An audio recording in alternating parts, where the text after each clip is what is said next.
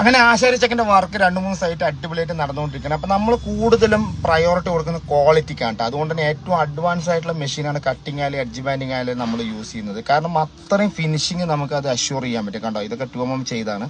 പിന്നെ ഇതിൽ നിങ്ങൾക്ക് ശ്രദ്ധിച്ചറിയാം ചെറിയൊരു കളർ വേരിയന്റ് എഡ്ജ് ബാൻഡിനില്ല. ചില എഡ്ജ് ബാൻഡുകൾ വളരെ റയർ ആയിട്ടുള്ള കുറച്ച് എഡ്ജ് ബാൻഡുകൾക്ക് കറക്റ്റ് മാച്ചിങ് എക്സാക്റ്റ് ആയിട്ടുള്ള കളർ പ്രൊപ്പോർഷൻ കിട്ടാറില്ല. അപ്പം നമ്മൾ ഏറ്റവും അടുത്ത് വരുന്ന ഒരു കളർ സെലക്ട് ചെയ്യാൻ മാത്രമേ ഉള്ളൂ. ചിലവർ കണ്ടോ ഈ 0.8 നന്നായി ബ്ലെൻഡ് ചെയ്യും, 2mm അങ്ങനെ ബ്ലെൻഡ് ചെയ്തുമില്ല. പിന്നെ ഇങ്ങനത്തെ ടെക്സ്ചർ ലാമിനേറ്റ് അല്ലെങ്കിൽ ലൂവേഡ് ലാമിനേറ്റ് ഒക്കെ ഫ്ലൂട്ടഡ് ആയിട്ടുള്ള ലാമിനേറ്റുകളൊക്കെ വരും. അപ്പോൾ ബബിൾസ് ഉണ്ടാവും. എൻ്റെ അടുത്ത് ഒരുപാട് പേര് സംശയം ചോദിച്ചത് കാരണമാണ് ഞാനിത് വീഡിയോ ചെയ്യുന്നത് കേട്ടോ. കാരണം ഇതിലെങ്ങനെ എഡ്ജ് ബാൻഡ് ചെയ്യാൻ പറ്റും, അപ്പോൾ അത് ഇങ്ങനെ ചെത്തി പൂല അല്ലെങ്കിൽ ചിപ്പ് ചെയ്ത് പൂല എന്നത് ഒന്നുമില്ല കേട്ടോ. അത്രയും അഡ്വാൻസ്ഡ് ആയിട്ടുള്ള മെഷീൻസാണ്. അതിൽ ട്രിമ്മിങ്ങും കാര്യങ്ങളൊക്കെ കറക്റ്റായിട്ട് സെറ്റ് ചെയ്ത് കഴിഞ്ഞാൽ ഒരു പ്രശ്നമില്ല. ആ 2mm മാത്രമേ ചിപ്പ് ചെയ്യാനുള്ള സെറ്റപ്പാണ് ഇപ്പോഴത്തെ മെഷീനിൽ. അല്ലാണ്ട് ബ്ലേഡ് ഇങ്ങോട്ട് കയറി പിടിക്കുകയോ കാര്യങ്ങളൊന്നുമില്ല.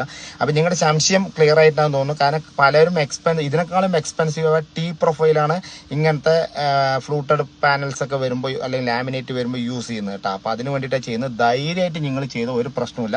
പിന്നെ 2mm പറഞ്ഞാൽ നല്ല ബഡ്ജറ്റാണ്. ഞാൻ ഒരു വർക്കിന് കുറ്റം പറയുന്നില്ല. ഇന്റീരിയർ എന്ന് പറഞ്ഞാൽ വളരെ എക്സ്പെൻസീവ് ആയിട്ടുള്ള ഒരു വർക്കാണ്. നമുക്ക് എത്ര പൈസ കൂടുന്നു അതിനനുസരിച്ച് ക്വാളിറ്റി കൂടും. നമ്മൾ അതിനനുസരിച്ച് കോംപ്രമൈസ് ചെയ്യുമ്പോൾ ക്വാളിറ്റിയും കുറയും. അതുകൊണ്ട് മറ്റുള്ള ഒരു വർക്കുമായിട്ട് ഇതിന് കമ്പയർ ചെയ്യാൻ പറ്റില്ല. ഇപ്പം അലുമിനിയം അല്ലെങ്കിൽ MS അങ്ങനെയായിട്ടൊന്നും കമ്പയർ ചെയ്യുമ്പോൾ ഇതിന്റെ ലെവലിൽ തന്നെ പോണ ഒരു വർക്കാണ് കേട്ടോ.